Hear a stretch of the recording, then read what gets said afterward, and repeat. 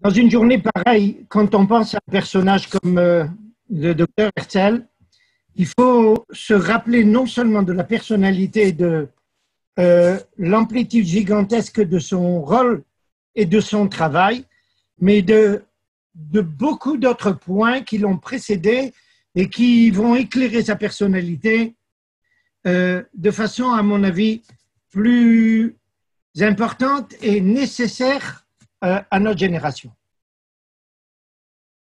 Un premier point d'abord.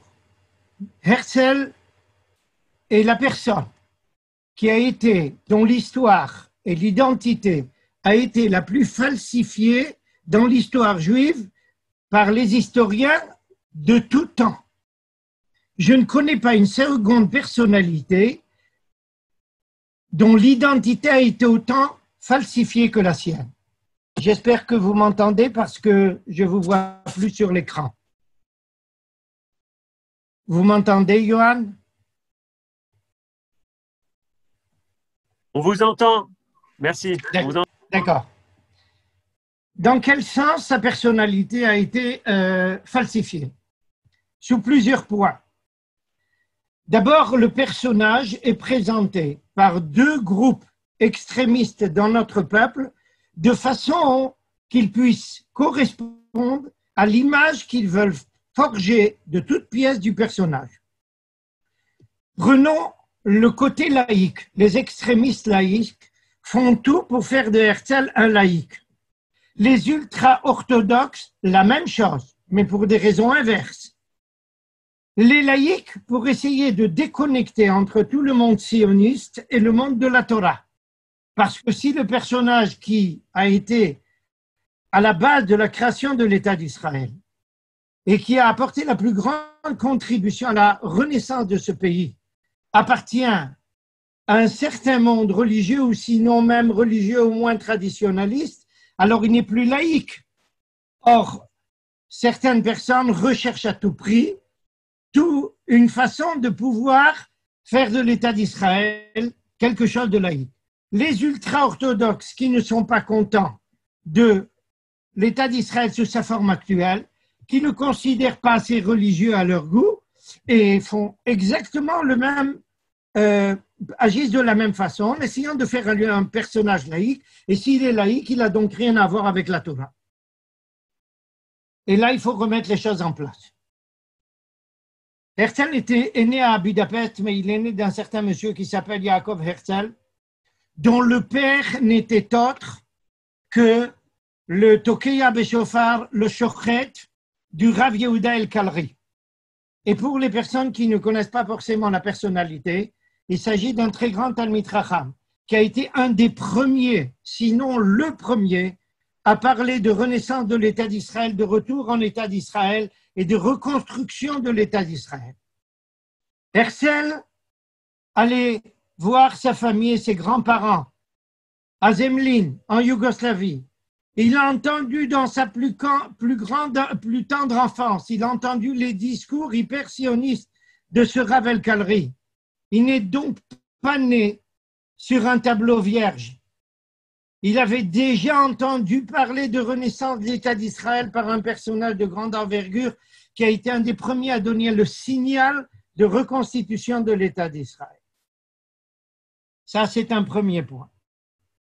Un deuxième point, il est indéniable pour toute personne qui est douée d'un tant soit peu de bon sens de comprendre que ce qu'a fait Herzl est une entreprise historique qui n'a pas de pareil dans l'histoire humaine.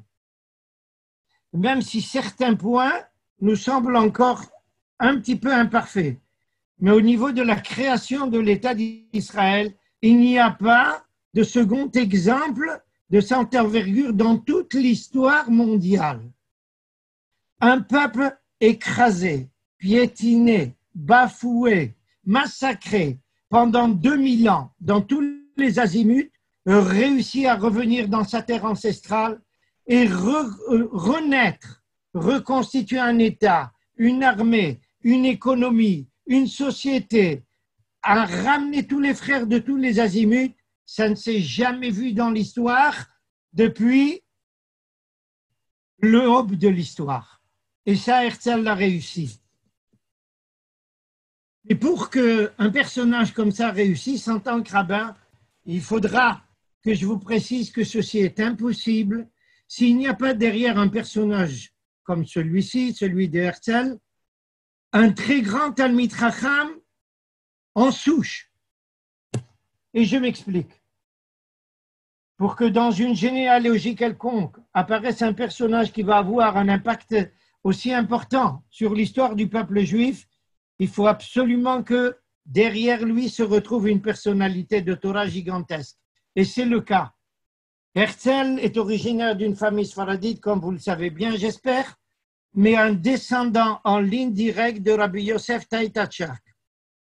Et Rabbi Yosef Taïtachak est le plus grand des Chachamim au moment de l'exil des Juifs d'Espagne en 1492. Ce Rabbi Yosef Taïtachak était d'une telle envergure que le rédacteur du Shulchan Aruch, Rabbi Yosef Karo, en prononçant simplement le nom de Rabbi Yosef Taïtachak, éprouvait presque de l'effroi, j'oserais dire, par respect vis-à-vis du personnage. Il suffit de voir, quand il le rapporte en halakha, comment il parle de lui. Or, au moment où ce grand Talmid Chacham qui, en fuyant l'Espagne, va s'installer à Salonique et va monter un monde de Torah fantastique qui va tenir le coup plus de 4 siècles,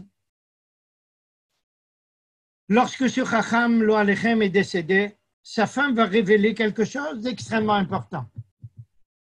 Que pendant 40 ans de sa vie, ce Chacham a dormi uniquement sur une planche, sauf les Shabbatot et les jours de fête. Pourquoi? Comme pénitence pour être en diaspora et ne pas avoir eu droit à la terre d'Israël. Vous comprenez comment, après quelques siècles, naît de sa descendance un personnage comme Herzl. Quelqu'un qui, 40 ans, était prêt à dormir sur une planche parce qu'il n'avait pas eu droit à la terre d'Israël, ou plus exactement parce qu'il n'avait pas réussi à voir le peuple d'Israël se reconstituer en terre d'Israël. Et voici qu'Akash Baruch Hu révèle une neshama de ses descendants qui va réaliser justement ce rêve ancestral, ce rêve millénaire. Et là, à plusieurs points. Herzl est présenté comme celui qui va se réveiller sur le problème de l'antisémitisme à cause du procès Dreyfus. Encore une falsification vulgaire et insupportable de certains historiens. Herzl lui-même précise que ce qui l'a amené à parler de sionisme et d'essayer de s'occuper d'amener une solution au problème de l'antisémitisme en Europe, en aucune façon c'est le procès de Dreyfus. C'est la lecture d'un penseur allemand, virulent antisémite du nom de Düring, plusieurs années avant le procès Dreyfus. Et vous comprenez ici la différence fondamentale. Si l'action de Herzl était conséquente du procès Dreyfus, c'est une espèce de défense. Tandis que si l'action de Herzl est la suite justement d'une volonté de mettre à bas tout cet antisémitisme virulent qui frappait toute l'Europe depuis des temps ancestraux, il s'agit ici de construction et non pas d'autodéfense. C'est une toute autre chanson.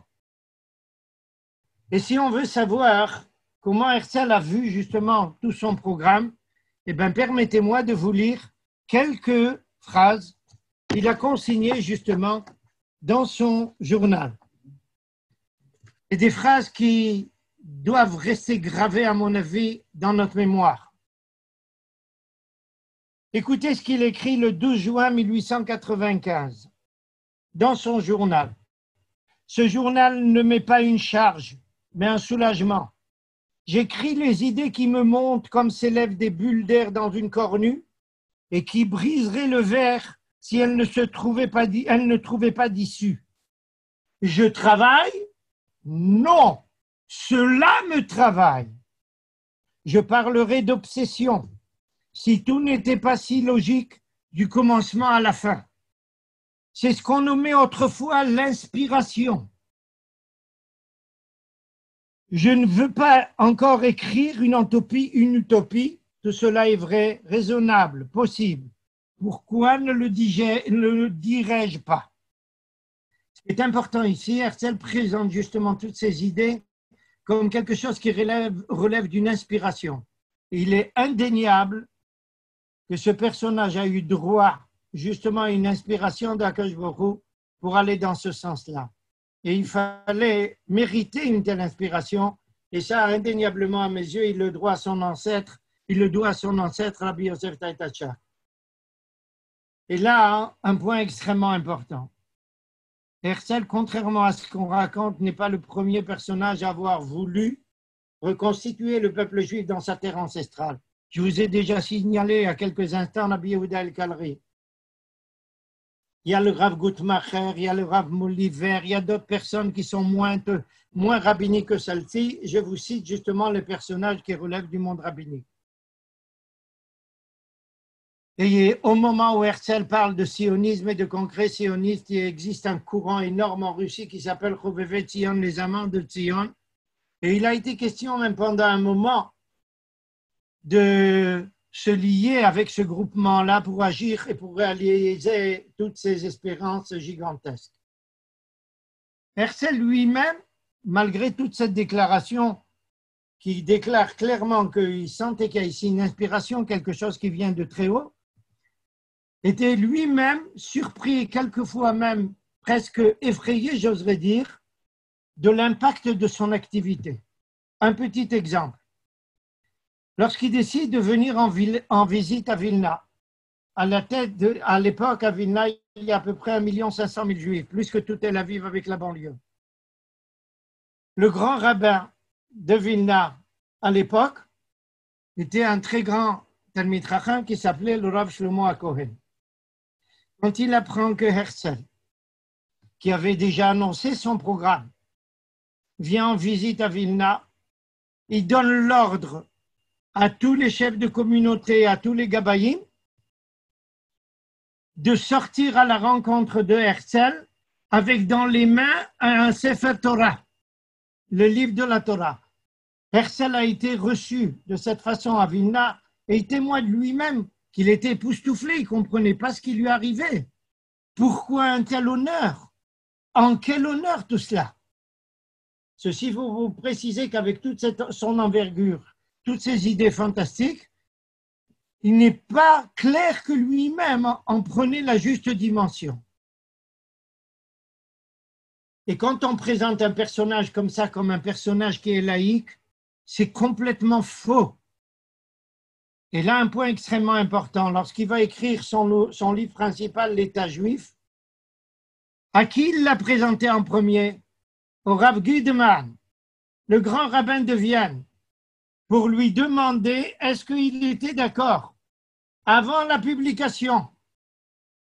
Autrement dit, il attendait ici une confirmation d'autorité rabbinique afin de poursuivre son programme. Et la première personne à qui il a demandé, justement, cette confirmation, c'est un Talmid Chacham de Vienne. Après que Herzl a été voir le grand rabbin de Vienne, le Rav Gudeman, pour lui demander son accord, le Rav Gudeman, après la publication de l'ouvrage, va le critiquer. Le docteur Herzl va réagir par une lettre assez critique, je dirais presque violente. Mais qu'est-ce qui s'est passé? Le Rav Gudeman a été menacé tout simplement par des ultra-orthodoxes qui s'opposaient au sionisme, donc à toute l'entreprise de Herzl. Malheureusement, c'est ce qui s'est passé. Mais Herzl était très très loin de ce monde-là. Vous voyez bien qu'il demande une confirmation de Talmidei Chachamim. Et regardez la suite. Comment, je cite quelques citations justement de son ouvrage. Le 14 juin 1995, il écrit « La terre promise, le pays où nous pourrons nous permettre d'avoir le nez crochu, la barbe noire ou rousse, les jambes torses sans être pour cela être méprisables. » Et là, il termine en disant « Car Dieu ne nous aurait pas conservés si nous n'avions pas un rôle à jouer dans l'histoire de l'humanité. » Vous comprenez qu'il s'agit donc d'un personnage qui voit dans le peuple juif un peuple qui a un rôle à jouer dans l'humanité. Mais c'est exactement ce que Akash Baruch Hu dit à Moïse sur le mont Sinaï. Mamlechet Goy Kadosh, un peuple de prêtres. Alors, Herzl n'était pas à même de parler en terminologie de prêtrise, mais en tous les cas, de mission vis-à-vis de toute l'humanité, pour lui, c'était clair. Regardez la suite de ces déclarations. Aujourd'hui, je suis un homme isolé, solitaire. Demain, peut-être, le chef spirituel de centaines de milliers d'hommes. En tous les cas, l'inventeur et l'apôtre d'une idée puissante. Et ça s'est réalisé. Permettez-moi de vous préciser, puisque nous sommes ici parmi des francophones. Sachez que les plus grands chercheurs en histoire ont publié il y a très peu de temps la chose suivante. Toute l'histoire du peuple de la terre d'Israël est intraduisible en terminologie d'historiosophie classique. Elle ne répond à aucune règle. Arshav, regardez jusqu'où Herzl sentait qu'il y avait quelque chose de divin qui le poussait. Écoutez la déclaration du 16 juin 1895. Ces derniers jours, j'ai souvent craint pour ma raison. Telle était la violence qui me secouait. Une vie entière ne suffirait pas pour tout réaliser. Vous sentez comment il sent ici quelque chose qui le pousse, mais c'est exactement ce qu'on appelle dans le langage de la Torah Ruach HaKodesh, un esprit sacré, un esprit saint. C'est exactement ça. Ce n'est pas une raison pour le mettre au niveau de Moshe Rabbeinu, il n'est pas là-bas.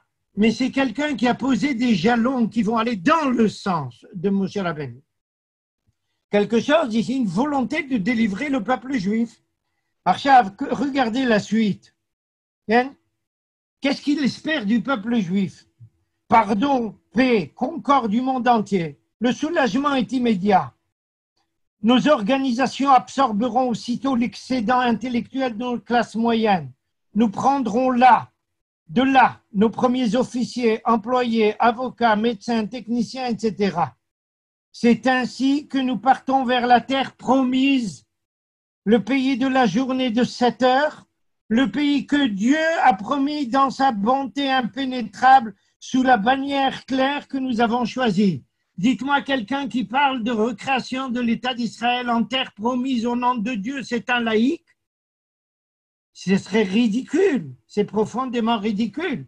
C'est quelqu'un de profondément croyant, il n'est peut-être pas orthodoxe, mais il est profondément croyant et croyant en la Bible, en l'histoire du peuple juif. Et regardez ce qu'il rapporte lui-même, du Rav Gudeman lui-même. Gudeman a lu les premières épreuves et m'écrit enthousiasmé. Il croit que mon écrit éclatera comme une bombe et produira des miracles. Et c'est vrai. Permettez-moi de vous raconter une petite histoire d'un juif de ma communauté qui était en visite pour des affaires en Chine. Il rentre dans un plus grand hôtel de Beijing et le chef d'hôtel lui dit « D'où vous venez, monsieur ?» Il lui dit « d'Israël ». Il lui dit « Mais combien d'habitants vous êtes là-bas ?» À l'époque, il y avait 3 millions d'habitants en Israël. Il lui a dit 3 millions. Le Chinois lui dit, mais c'est pas possible. Il lui dit, pourquoi c'est pas possible? Il dit, écoutez, nous sommes plus qu'1 milliard de personnes, on n'apparaît pas en première page du journal. Et vous me dites que vous êtes 3 millions, il n'y a pas un jour où vous n'êtes pas en tête du journal. C'est pas possible. Vous n'êtes pas 3 millions, vous êtes sûrement beaucoup plus que ça. Eh bien, ça, c'est justement la réalisation de tout le monde sioniste. Mais pour nous, le sionisme, faites bien attention, ne démarre pas avec Herzl. Le sionisme continue et revit une recrudescence avec Herzl. Le sionisme a commencé exactement 4000 ans avant lui, par un personnage qui s'appelle Avraham Avinu, à qui on a dit « Qui ta diaspora vient t'installer ici ?» C'est le premier sioniste. Arshav, écoutez la suite. Me rapporte, regardez ce que dit encore Herzl. Il parle de quelqu'un, sans citer son nom, qui lui rapporte le bavardage trivial de juifs de son milieu, qui se demande pourquoi dans ma situation, c'est Herzl qui parle, j'ai entrepris cette œuvre sans en avoir besoin. Je lui réponds par ce mot du professeur Kellner. Il y a des juifs qui vivent du judaïsme et il y en a d'autres qui vivent pour le judaïsme. Et parler de lui-même. Une personnalité qui a consacré toute sa vie pour le peuple juif, c'est lui. Regardez une autre déclaration. Il a essayé d'avoir au début une rencontre avec le sultan. C'était très difficile. Pour obtenir une telle rencontre, il s'adresse à quelqu'un de très proche du sultan, un certain Izet, à qui on présente toutes les idées de Herzl. Et qu'est-ce que dit ce musulman, très proche du sultan? Il dit la chose suivante. Les idées lui ont fait une très bonne impression. Mais Aval, il dit de moi que je suis un inspiré. Et Herzl rajoute ce qui est la plus haute louange de la part d'un musulman. Regardez un musulman qui est capable de comprendre qu'est-ce qu'a fait Herzl. Et malheureusement, encore nombreux sont les juifs qui sont incapables de le comprendre.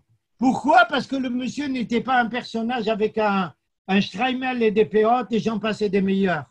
On n'a pas besoin de Streimel et péotes pour amener la bénédiction sur le peuple juif. Il faut toute autre chose. Il faut une volonté d'amener la bracha sur le peuple. Et à ce moment-là, on y arrive toujours, et surtout quand on a des idées pareilles. Et regardez la suite. Après le congrès de Bâle, il dit la chose suivante, bien connue. À Bâle, j'ai fondé l'État juif. Si je le disais à haute voix, il y aurait un éclat de rire général. Mais dans 5 ans, dans 50 ans sûrement, tous l'admettront. L'essence de l'État réside dans la volonté politique du peuple, voire même d'une personnalité puissante. Et 3 jours après, il écrit la chose suivante. Un souvenir de Bâle. Par égard pour les sentiments religieux, je m'étais rendu au temple le samedi précédent congrès. Le président de la communauté m'appela à la lecture de la Torah, M. Marcus de Méran, le beau-frère, etc. Mais en montant les gradins de l'hôtel, je me suis senti plus agité que je ne le fus plus tard dans toute la durée du congrès.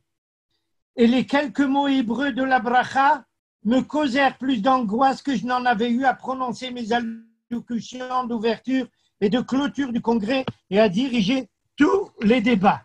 Imaginez, regardez comment il compare son activité dans le congrès comme une petite chose à côté de la bracha quand il montait à la Torah. Et quand il est allé un jour à Jérusalem pour voir un petit peu ce qui s'est passé, il était très malade, plein de fièvre, il avait pris le train depuis Yafo jusqu'à Jérusalem, il s'est arrivé, et il s'apprêtait, étant donné sa maladie, à rentrer à Jérusalem en voiture, et il a vu que ceux qui l'accompagnaient ont dit que ce n'est pas une chose faisable, par respect pour le Shabbat. Malade, plein de fièvre, il est descendu, il a marché à pied, il est rentré à pied pour marquer un respect pour le Shabbat. C'est un laïc? En aucune façon, c'est un laïc. Et regardez ce qu'il dit de notre peuple. Il y a notre race est en toute chose plus capable que la plupart des peuples du monde. Cela est la cause de la grande haine qu'on lui porte. C'est seulement la confiance en nous qui nous fait défaut. Du jour où nous aurons regagné la foi en nous-mêmes, notre misère morale aura pris fin. Permettez-moi de comparer ça à un verset de la Torah. Les explorateurs qui ont été envoyés par Moïse pour voir la terre d'Israël sont revenus en déclarant, pas tous heureusement, en déclarant qu'ils étaient aux yeux des habitants de Canaan comme des sauterelles.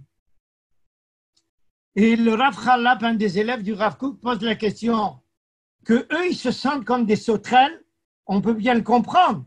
Mais d'où ils savaient que comme ça, ils étaient vus par les gens de Canaan. Alors le Rav Chalab d'expliquer, quand le juif se minimise à ce point-là, qu'il se considère comme une sauterelle, il peut être tranquille que c'est comme ça que les goïms le regardent. Et regardez que Herzl dit une chose très proche de cela, qui marque justement ce manque de confiance du peuple juif en lui-même, qui est catastrophique. Indéniablement. Il y a certains points chez Herzl que nous ne pouvons pas accepter. Je vous cite une phrase. « Je ne peux pas admettre que l'État juif que je voudrais édifier soit borné, orthodoxe et réactionnaire. » D'accord. Écoutez, s'il y a un juif qui veut construire pour l'État d'Israël une société de high-tech et qui va apporter de la parnassa à des dizaines de familles, s'il ne va pas faire le Shabbat, il n'apporte pas une contribution au peuple juif? Mais bien sûr que oui. Ce n'est pas parce que quelqu'un ne désire pas le maximum que nous espérons que toute son entreprise ne vaut rien. C'est ce que le monde ultra-orthodoxe est incapable de comprendre. Ce n'est pas étonnant parce que malheureusement, il ne contribue pas toujours à ce qu'il faut à la construction de l'État d'Israël. Le docteur Herzl a posé les jalons de toute la construction matérielle au moins du peuple juif. La construction spirituelle, ce n'est pas son rôle. Mais s'il n'avait pas été né dans une communauté ou dans un cadre pas très religieux comme le sien, il aurait été embrigadé dans des conceptions ultra-orthodoxes qui ne lui auraient pas permis de refondre l'État d'Israël. Akadosh Baruch Hu l'a fait naître dans un cadre où on ne savait pas parler de problèmes juifs sous un angle religieux uniquement, mais sur un angle humain.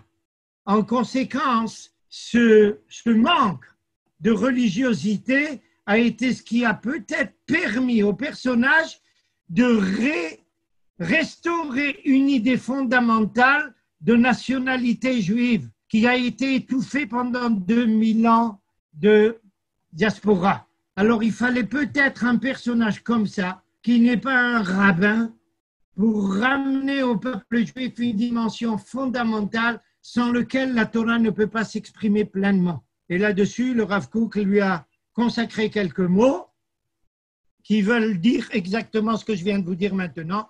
Sa construction relève d'un certain domaine fondamental, extraordinaire. Le reste est à nous à le réaliser maintenant. Mais on ne pourrait le faire sans toute son activité, sans tout ce qu'il a fait. Alors le mérite lui en revient à un mérite fantastique et illimité.